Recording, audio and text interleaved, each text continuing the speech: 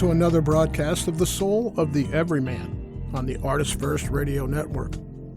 All past shows are available as podcasts. You can find them at ArtistFirst.com. We welcome your email questions and comments, dj@ArtistFirst.com. Here they are, Michael and Margaret Lyons. And thank you very much, C-Man. And I am Michael Lyons. And I'm Margaret. And we have survived to this show. But that's our practice. That's our sadhana. Our sadhana? That's what it is, that thing. Our sadhana. Our practice is just to get to the next show. It is our practice to get to the next moment. And tonight, we're going to practice, this show, we're going to practice a topic which I think is going to confuse people initially, but we're going to explain it. The topic is education. And before you reach for the dial and snap it off as quickly as you possibly can, we are not going to be talking about school boards or any of that nonsense. Nor are we going to be talking about, in essence, the formal definition of the word education, which is, in essence, putting oneself into the condition of learning about something or becoming something because you've learned how to do it. Although we will touch upon that peripherally. But this really came from a video that we were watching of a gentleman by the name of Sadhguru. And that's his, it's not his given name, but that's his... I guess that's what he goes by. That's what he goes by, and he is a yogi, a guru, a teacher, and he has a very, I think, a very interesting philosophy and a very interesting way of looking at our existence here.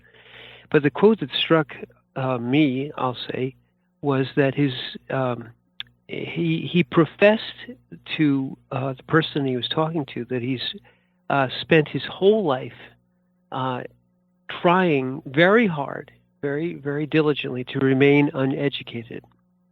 And that it's a very difficult thing, and to the extent that he's done it, he feels successful in remaining in an uneducated state.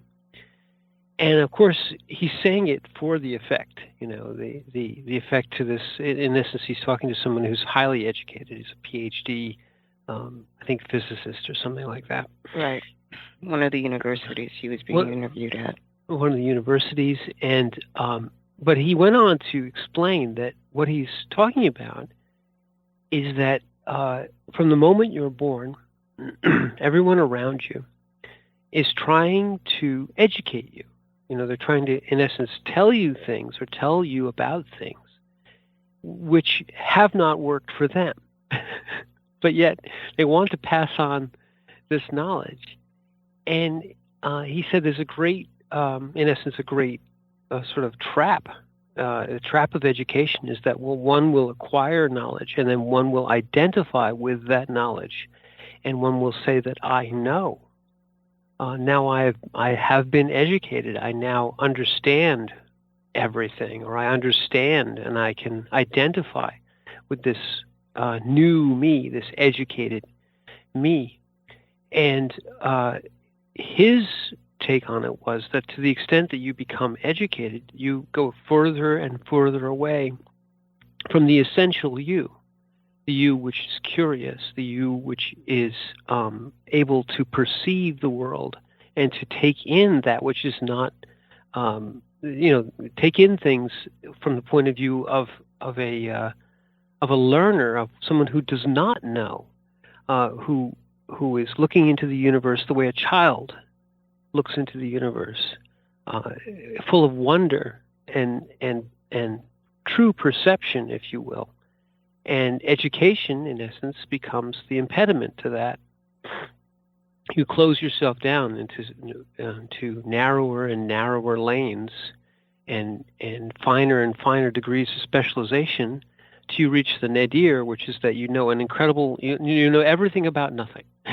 That's they say the end point of education is that you finally know everything about nothing. True. A lot of fine detail about stuff that doesn't really seem to make a difference in the quality of your life. Yep. And it's interesting because when he had said that statement that the minute you were born, people are trying to educate you. And they're trying to educate you with knowledge that didn't help them at all. Right. I thought about that and I went, wow, that's right.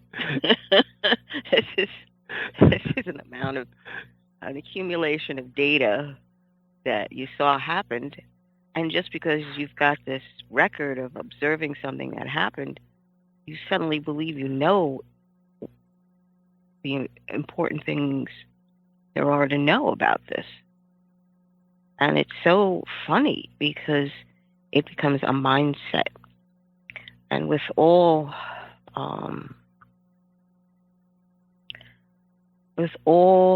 meditation, the whole idea is to detach from the mental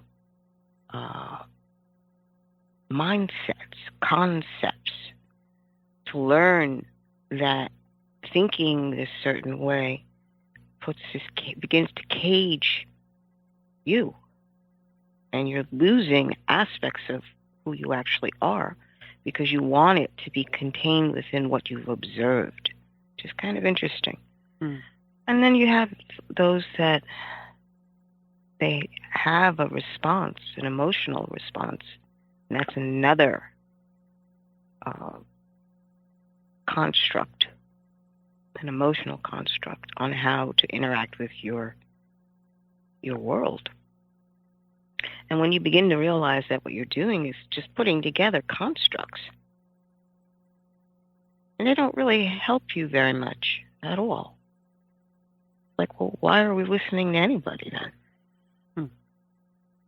Well, and then, as you said, you come to a child, and your immediate instinct is that let me hand off all of these constructs that I have, because they haven't helped me at all, but I must teach them to somebody.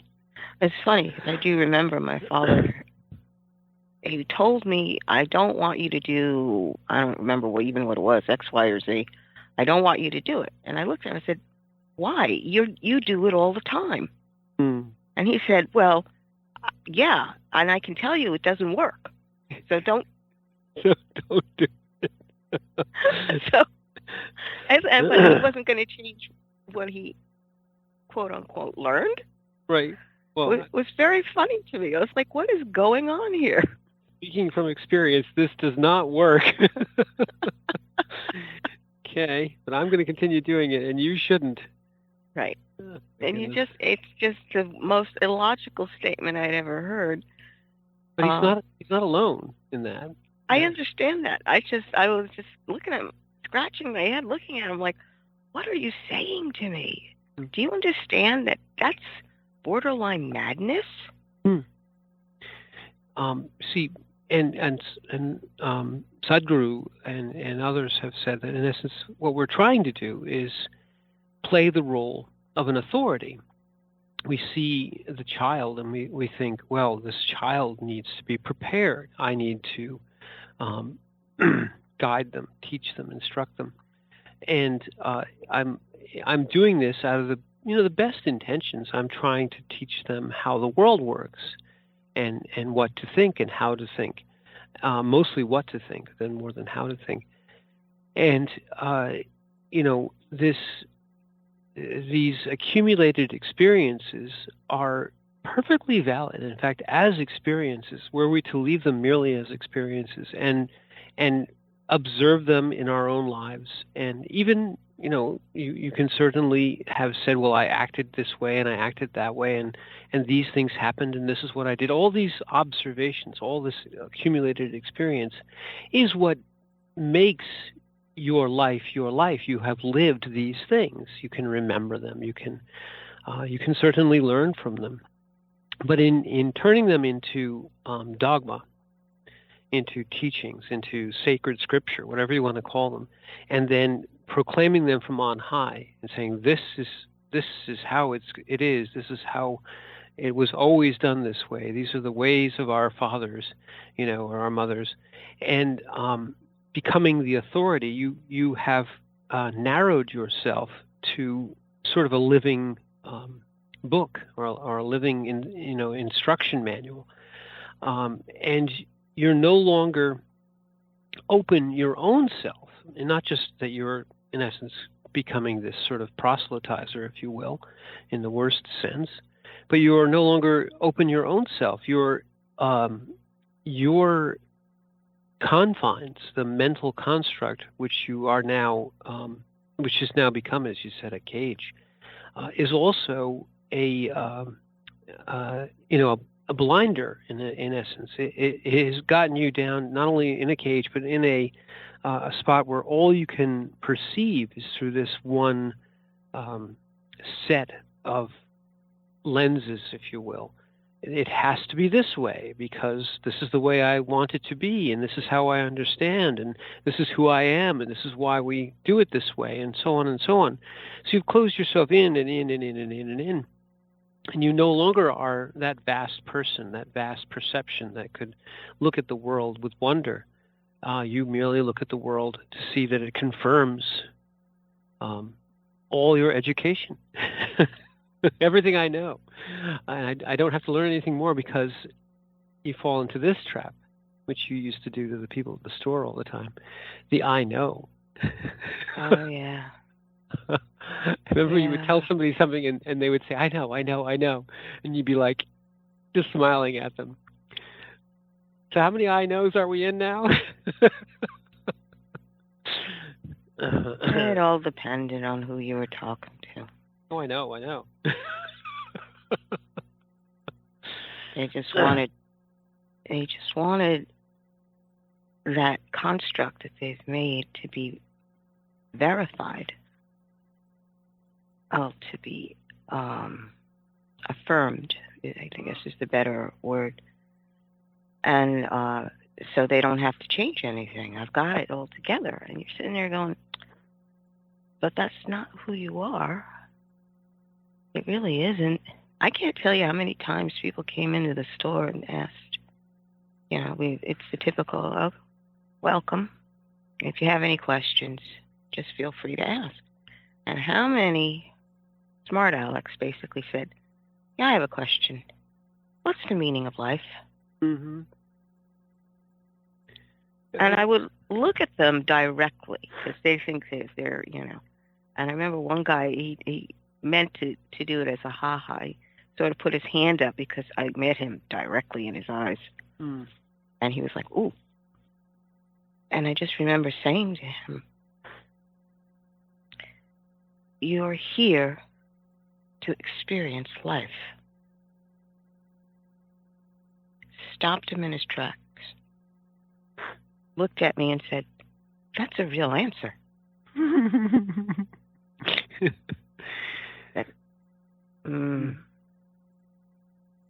Just like, it's like, okay, you go around believing that as long as you meet different people on these mental planes and everybody affirms that, yes, you have the right vision of reality, you're one of us, kind of stuff. And I always found that useless because it didn't show me anything. Well, it's a semantic null. It's a meaningless noise because it's not a question. And it was not basically the answer that is given opens up the ground for conversation. It's like, let's have a real conversation then. Don't tell me about all your principles and what books you've read and how evil this group or that group is because they took out information or, the people are trying to hide this from everybody. I'm like, okay. Can you tell me why you're here? And that's when conversation really starts. Right. I personally believe that if someone decides that they will never have a wasted conversation, it will produce an amazing sadhana within that person and with all the people around them. Because you've decided that you're going to live, and that conversation that arises from that kind of clarity of being, an acknowledgement of what is around you and who is around you, that creates a quality of life that you never have to, how do I say this? It's you're not putting together a construct. It's like you're not educated. And in the Western culture, not educated, you're considered to be ignorant, which is funny to me because most of the time people are still ignorant, but they never admit it. They want to flash how many degrees they may have had and say, I'm smarter than you. And you sit there and you go, but you're not living anything. You're still in this box of a construct, and you're not interacting with me. You are dictating to me. Well, we should unpack that a little bit, but I wanted to stop you, but you were going. I don't think we've told or defined sadhana, or whatever, however you say it exactly. Am I saying it right? Yes. So a sadhana is? It is a disciplined practice that you do moment to moment, whatever that may be. For Sadhguru, he is remaining open or uneducated, as he said. He's not taking on any prejudicial constructs. I know that Dalai Lama. Yeah, the Dalai Lama, his practice was always loving kindness, right? No matter what. And it's always done in awareness. It's just like Eckhart Tolle. He is practicing being present in the now, always. Right. Which basically, in essence, he's not forming any kind of preconceived notions. And he realizes that everybody's mind is trapped in this madness. So he's a very gentle soul, very gentle. So a sadhana is basically a discipline, a spiritual practice, if you will. And anything can become your sadhana, but you have to do it in awareness, as you said. I think Tolle's in one regard is sort of the root practice, the practice of awareness. I think it's also very difficult. These, if you will, more, let's just say them maybe easier sadhanas, to remain uneducated and to use that term in a positive way. As you said, when in our society or in Western societies, if you say, well, somebody's uneducated, you really mean that they're dull and uncouth, and they're just kind of an ignorant person. And I think that embracing that and saying that's my spiritual practice, to remain ignorant in the sense of to remain open, and it's really innocent would be a more positive way of saying it. The innocence or the presence of a child when it opens its eyes in the morning, and the day is full of wonder and full of promise and full of now. What wonderful thing, what new thing, what thing that I know nothing about, and I have no, there's not this sort of ego whip to say, well, you should know, and why don't you know, and aren't you so stupid not to have known, and so on and so on. You have to accept all that and say, well, I don't care. Right. Yes, I'm very stupid. I'm very ignorant. I'm very uneducated.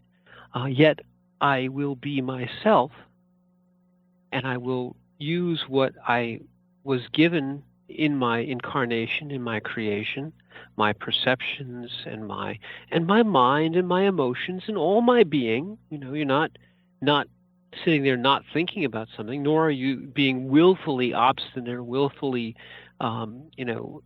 stupid about everything. Oh, I have to remain uneducated, so everything that anyone tells me I have to forget instantly. Well, that's not true. But all information is taken in as observation. You can analyze it. Your analysis also becomes part of the observation. I can deduce. I can think very deeply. But to always remain, as any good scientist does, open to the fact that what you have seen and what you have observed is only the very smallest, tiniest fraction of that thing, that unimaginable thing that we call the universe. And so you can't have all this, let's call it pride, because it is pride, that, oh, I know. The words I know really are, don't tell me. Shut up. You're blathering on about this thing that you think is so wonderful. I know already. I'm already the educated one. I'm already the master. And as the master, I tell, I teach. No one teaches me. So it's a very arrogant position to be the master, to be the educated one, and to assume that your incredibly infinitesimal existence and experiences somehow give you knowledge of the universe. Yeah, it's amazing when you think about it, because we are trained very early to want to engage that reasoning part of the brain and the mind. And there's nothing wrong with it to begin to understand the world around us. But you have to remain open or teachable. When you shut down and say, there's nothing more for me to learn here, that's when everything goes sideways. Because suddenly you are the one who understands more than everybody else around you. And that's not true.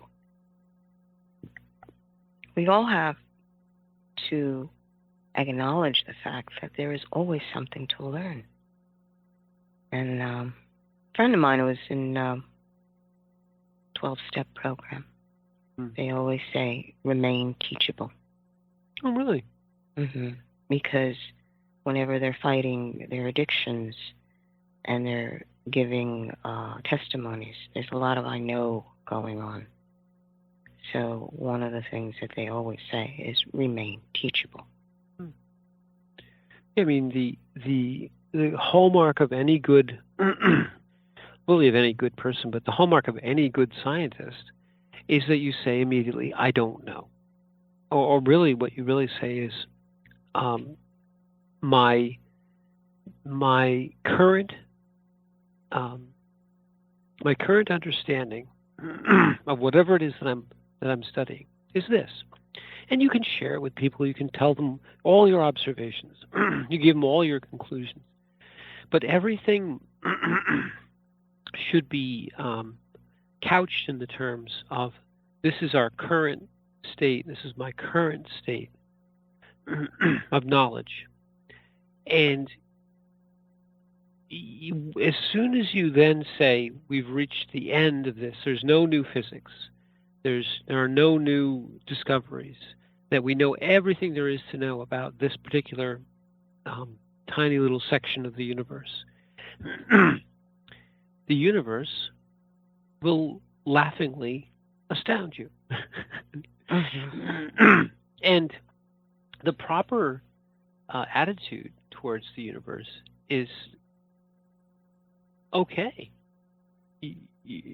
you, or the reality of my experience completely trumps any theory, any knowledge, anything that I said I knew. your proper expression is, this is what we understand now, in the now. Yet, with any new observation which contradicts or in any way expands, we have to say, oh, something new, something that we didn't account for, something Right. that perhaps requires us to throw all that work of perhaps centuries, which has happened many times in science over the millennia, all the work of centuries, and say, well, that was right, and we thought we had it all down, Newtonian physics, we had it all down, and then some crazy so-and-so named Einstein threw the whole thing into a cocked hat. Damn that guy. Well, these are the big things, but writ small into your day-to-day life. If you look at a person and immediately you know everything about them without them saying two words, oh, they're this political affiliation, they're this color, they're this high, they're this sex, or this, oh, I know everything about these people. I know exactly what they're going to do, and everyone's going to say, I know. You're not having an interaction. You're not having a real conversation with that person.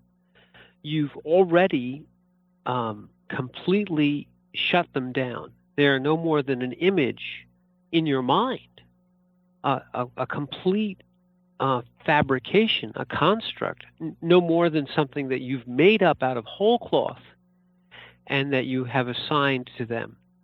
And then once you've done that, the further temptation is that no matter what they do, you will change the observation you have of them to fit into the conclusion that you've already drawn about them. So the I know can become the worst kind of prejudicial or truly prejudging of all experience and all others around you.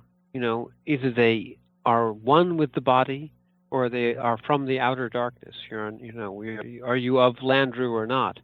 To use a Star Trek reference. But you've become the complete opposite of uneducated. You become entirely, completely, robustly educated. No light penetrates your education. You're in a complete shell of education at that point. True. You're in your own black hole of knowledge. The black hole of knowledge. That's a very good way of putting it. Because no light escapes. That's right. Not a bit of light. A bit of light escapes from the black hole of knowledge. Right. And all you do is you wind up stretching yourself in so many different ways that you get liquefied. Well, to stretch the analogy a little further, the amount of education that's poured on top of you becomes this amazing shell that instead of thinking or experiencing or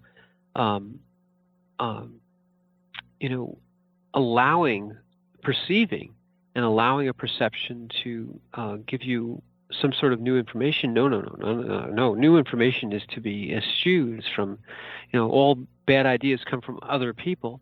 So you have it's all figured out. You've got everything. You've got all your SHIT together. It is solid. It is polished. It is completely invulnerable to facts. So, and you're in a very safe and very lonely place, if you ask me. Yeah, it has nothing to do with interaction. It has everything to do with maintaining your walls. With maintaining your walls. I hate to do this, but let's take a moment. We'll open the walls up. We'll let some information in from the studio. And when we come back on the other side, we'll talk a little bit more about uneducation.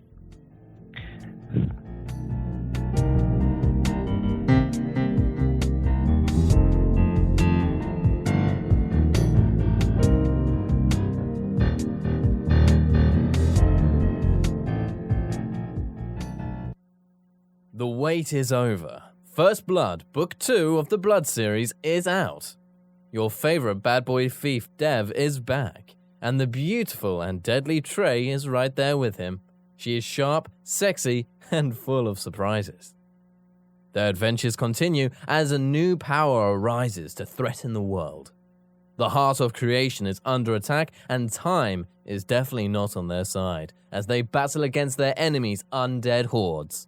Can they unlock the hidden power that can defeat him, or will his forces draw first blood? Get all 3 installments in the series. Book 0, It's in the Blood. Book 1, Destroyer's Blood, and the new release, Book 2, First Blood, today. Available in ebook and paperback format on Amazon, Kobo, Apple, and most other fine e-tailers. Rick Riordan fans, love mythology with plenty of action and humor? Destroyer's Blood is for you. The new fantasy novel by award-winning author Michael Lynes is Book 1 of the adventures of Dev Kalian, the Blood series. Follow Dev and his magic sword Betrayer as they are suddenly attacked and forced to return to Olympus to fight in a war they want no part in. The world of men and gods is about to be destroyed by Zeus's ancient foe, and only Dev and Trey can stop him. The conflict never stops, and the amazing twist will have you on the edge of your seat. Act now while the ebook is on sale for only 99 cents. Destroyer's Blood is available on Amazon.com, Barnes & Noble, iTunes, Kobo, and fine e-tailers everywhere. And while you're there, get the free prequel, It's in the Blood, available for a limited time. Hi, this is Hannah Ruth from the band Wild Hum. Check out our new Americana Soul CD, Wild Hum, at our website, wildhummusic.com. And you are listening to the ArtistFirst Radio Network. Thank you. The Fat Man Gets Out of Bed is the latest book from Michael Lynes, the award-winning author of There is a Reaper. Featuring 13 original stories, this wide-ranging collection has everything. Forbidden love, gods versus demigods, weird invading aliens, sexy seductive artificial intelligence, and unusual passion between the living and the dead. All set amidst fantastic worlds of pain and loss and boundless joy. From the sublime to the macabre to the bittersweet, The Fat Man Gets Out of Bed will leave you breathless with laughter, brimming with tears, trembling with suspense. Available now on Amazon.com, Google Play, iTunes, Kobo, and fine e-tailers everywhere. There is a Reaper is the story of 5-year-old Christopher Aaron and his life-changing struggle with leukemia. Winner of both the Indie Brag Medallion as well as the reader's favorite silver medal for memoir, There is a Reaper has more than 100 Amazon book reviews and a 5-star rating. It has been described as life-changing, spiritual, a must-read. Just released on Audible and iTunes, this memoir is also available in paperback and on Amazon Kindle for only 99 cents. Get your copy of this life-changing memoir today.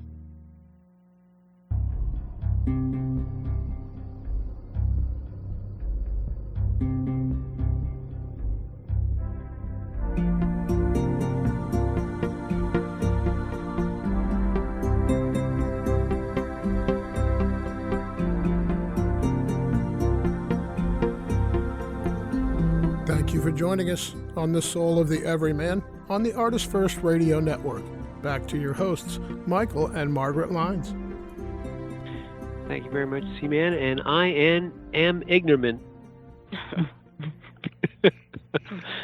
Oh my. Actually, it's very difficult. We're talking tonight about one of the quotes from a gentleman by the name of Sadhguru, and his spiritual practice, sadhana, has been to remain uneducated, and by that he means to remain in a state of always being the student and never being the master. And it's a very difficult. He describes it as a very difficult thing. And one of the reasons that it's difficult is that our whole society looks upon not being educated as sort of almost a cardinal sin.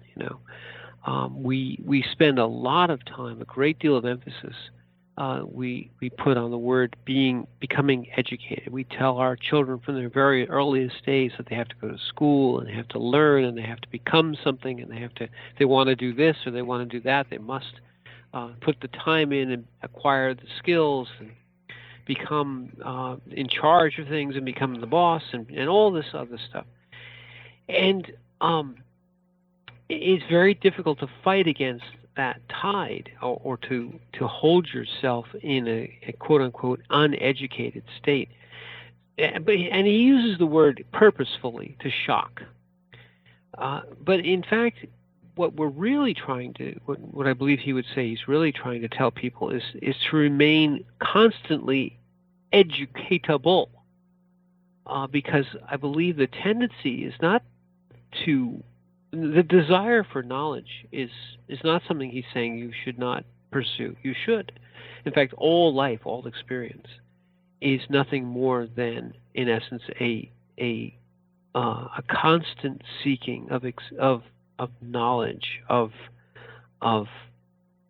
life lived in the moment, in the now, both that which you cannot control and that which you have some influence over. And that all that experience, once brought within, needs to be processed and accepted and potentially provide you with a greater understanding. But to not go to the next step, the ego step. The ego step says, oh, great, I've got it. I'm the master. I know. The ego wants that because, first of all, it feeds itself. It feeds the ego. And it puts it in the enviable position of getting to say what gets done and how it gets done and why it gets done and have all the reasons and all the check boxes and all the da-da-da-da-da. The ego just goes to town on that, just gets off on that. It says, this is great. I am the master of all things. Everything I see is my kingdom. And you have to just sort of short circuit the ego and say, that's really nice, that's all great, but we really, the greater I really does not know. We are still small. We are still innocent. We are still seeking rather than having found. He does another one of his quotes, Margaret. He mentions that, don't be someone who is on a quest to find something, to find yourself, to find a certain thing, find enlightenment.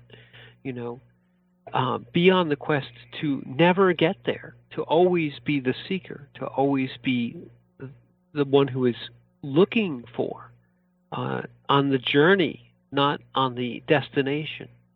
And these things echo many types of spiritual practices. In essence, the Buddhism itself, the Buddha was trying to show that there was a path, but just knowing all about the Eightfold Path or whatever the number path and all the different right ways of doing all these things, people took all that in and said, okay, we'll write it all down. We'll have it all. We'll have everything. We'll have the path.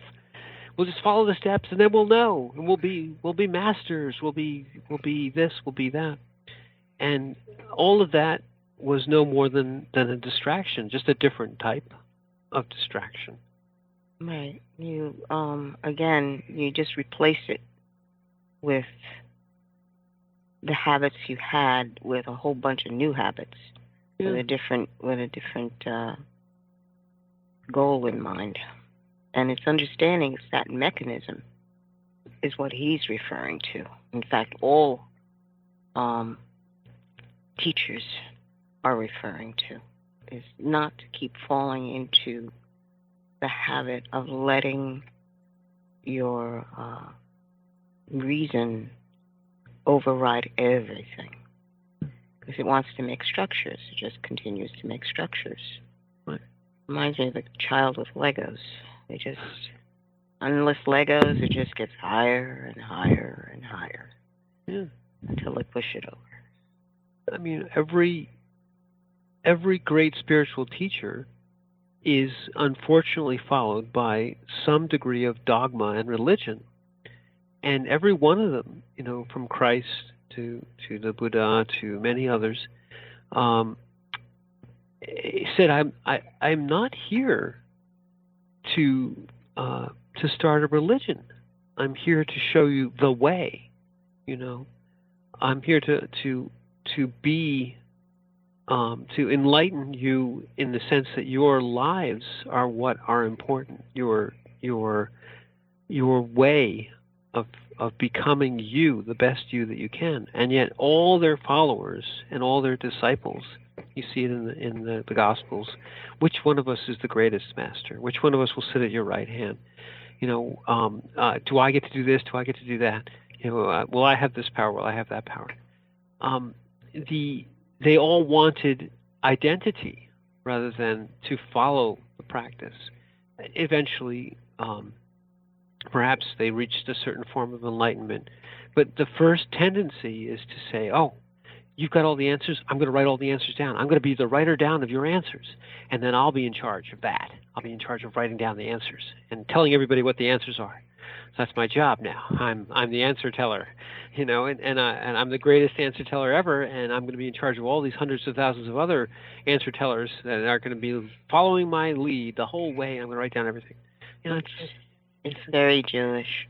Well, it's very human and certainly very Talmudic in the sense of getting those laws down. Let's get them all, all 637, and just in case, every jot, every tittle matters here.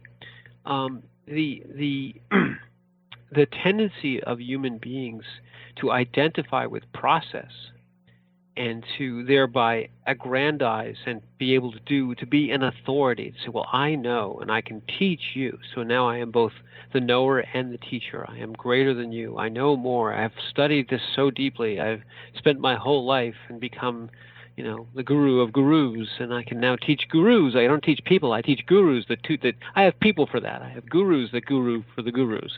I'm such a guru that I don't even deal with anybody less than like a 7th or 8th Dan guru. I'm a 12th Dan guru. So it just gives you all this wonderful ego puffery, and you become incredibly well educated, and completely cut off from that which is the essence of you. Well, it's the essence of life. The essence of your existence. You have put up these wonderful, magnificent walls of knowledge. Yeah.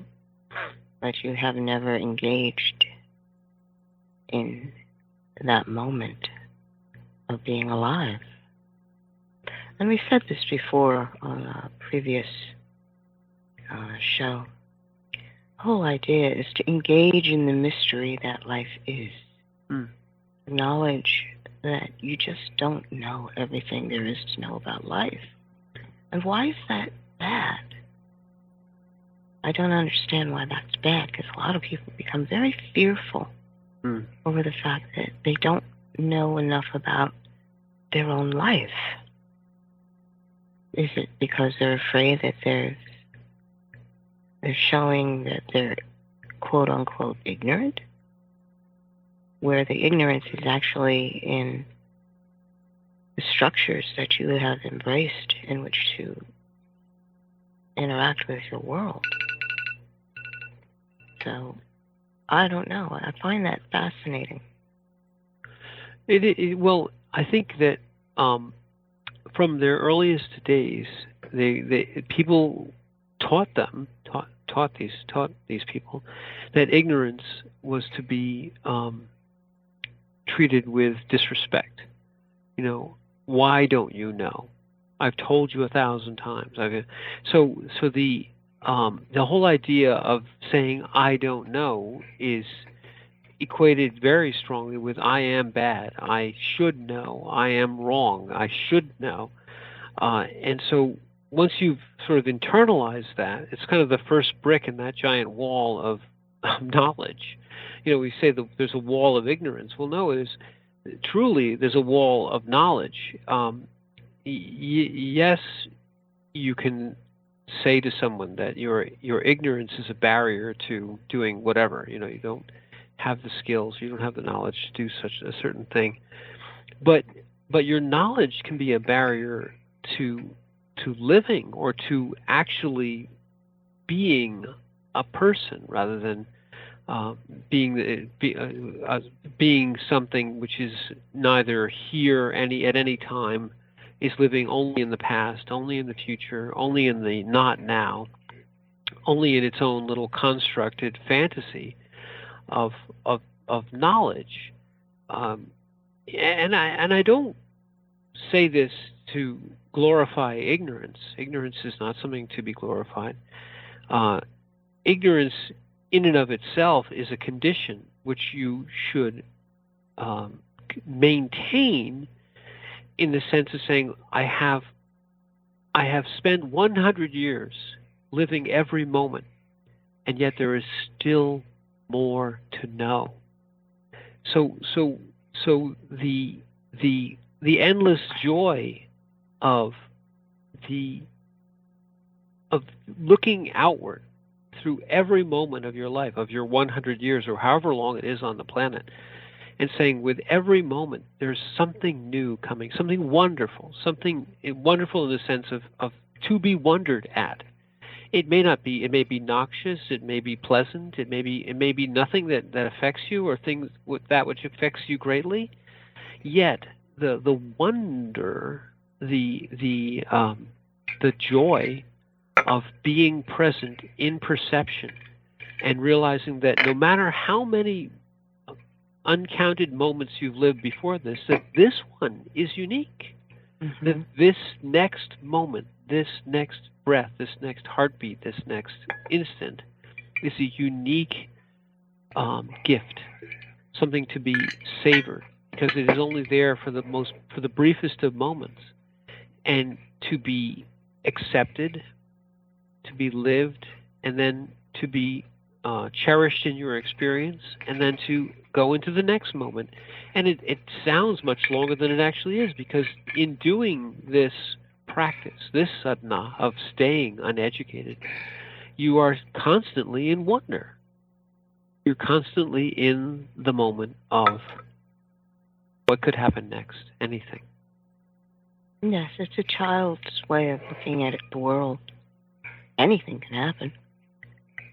And it's a wonderful thing. Wake up in the morning and okay, it's a new day. I'm going to find out something new. I'm going to find out something new. Yeah. And to allow that. And that's what I think is the problem, because when people are not feeling good about their situation, they want to reason themselves into corners. It should have been this, or it should have been that, or I could have done it this way or that way. You have to kind of just allow that to be let go completely and look at it with completely new eyes. Like, okay, I've seen all the other things that have happened. All right, let's just let it all go. And what are my impressions at this point?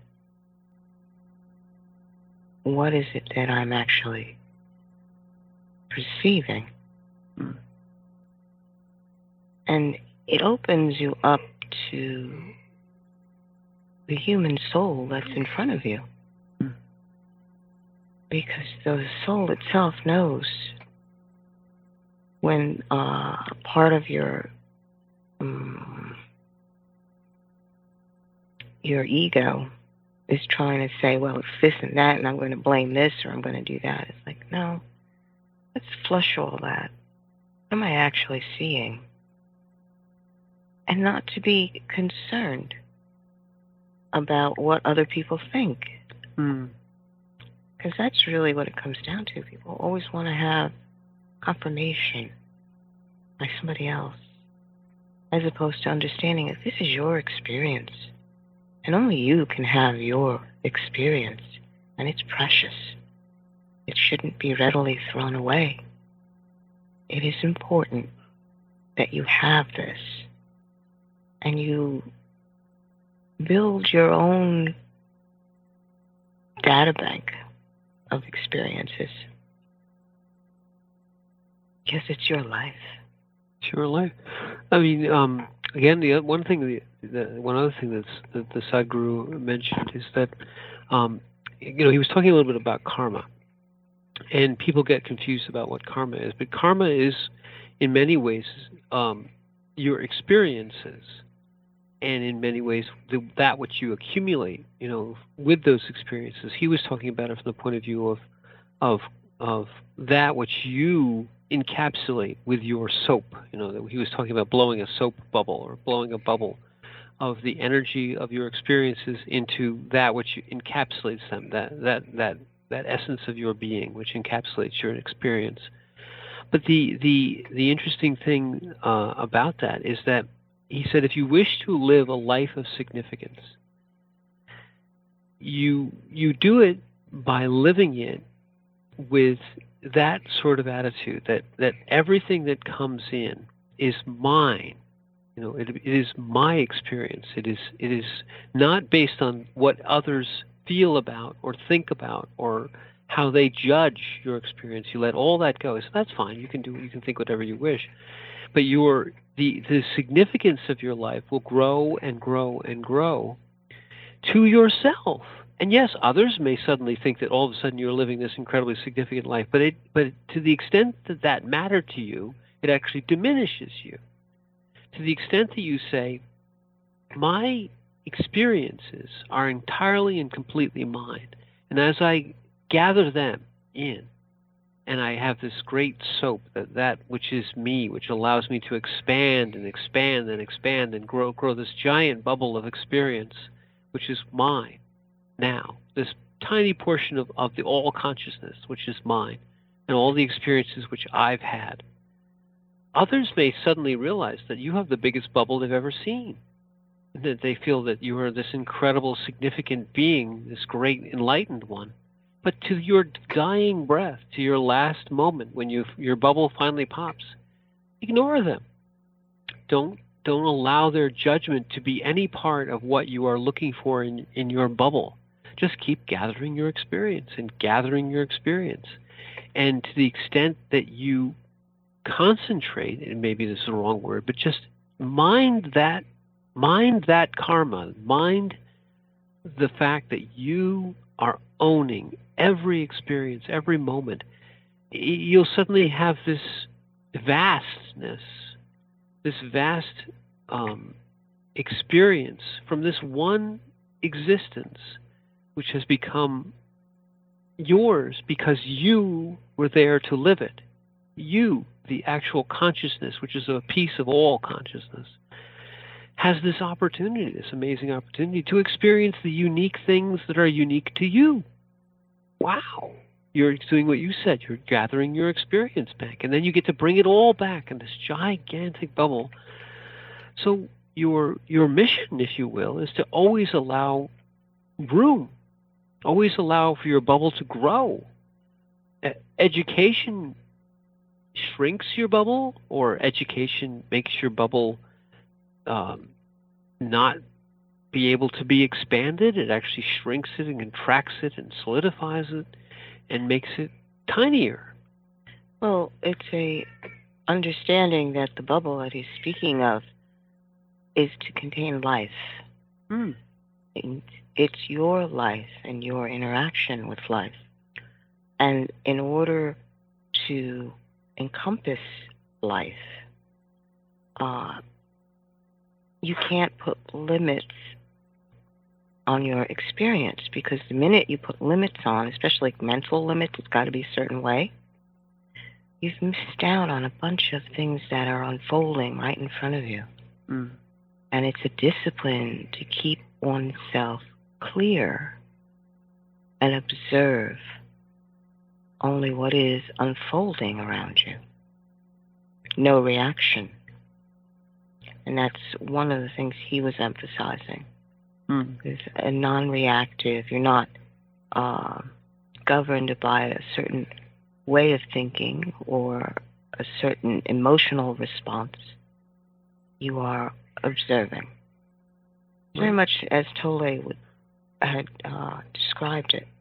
But the bubble is to encompass life, to understand that every time you touch your world, there are many things, secrets, mysteries, there for you. Are you open to receive them? Or are you saying, oh, no, I can only look at this. Only this much I'm going to look because that other stuff is too scary. And it's understanding that, that fear will govern you that way. You will discover things about yourself and about other people that will probably scare you. But to understand that it's only fear and not to be governed by it. To allow fear or allow any experience, don't judge the experience either. And his way and Tolle's way have a lot of commonality. Again, if your sadhana is to practice living in the now, living in presence, you right away are accepting all experience because you're in the now. Cat.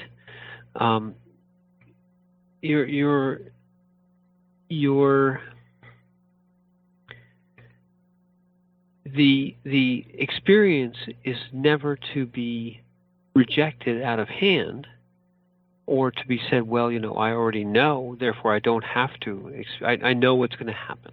That's the most wonderful thing. People say, oh, I know everything. I know everything that's going to happen, as though life were a movie. And you may suspect that if 1,000 times it's A, B, and then C, that the 1,001th time that A, B, and then C. But in fact, you have to say there's A, there's B. I wonder what might be next. Let's see if it's C. Maybe it won't be. Yeah, you never know.